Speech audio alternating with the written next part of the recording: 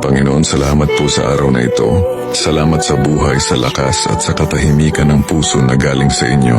Maraming salamat sa proteksyon na araw-araw naming nararanasan. Kahit minsan hindi namin napapansin, ramdam namin na nariyan ka. Lord, sa bawat oras na napagod kami, ikaw ang nagbigay ng lakas para magpatuloy. Sa bawat panganib na hindi namin namalayan, ikaw ang naging bakod at tagapagtanggol namin. Salamat dahil hindi mo kami pinapabayaan. Salamat sa mga sandaling pinatigil mo kami para maalalang hindi namin kailangan mag-isa. Ngayon, hinihiling namin, patuloy mo kaming gabayan sa bawat hakbang. Pangunahan mo ang isip namin at palakasin ang puso namin para lagi naming piliin ang tamang daan. Lord, salamat sa proteksyon. Salamat sa kalakasan. At salamat dahil sa bawat laban. Ikaw ang una naming kasama at huli naming sandigan.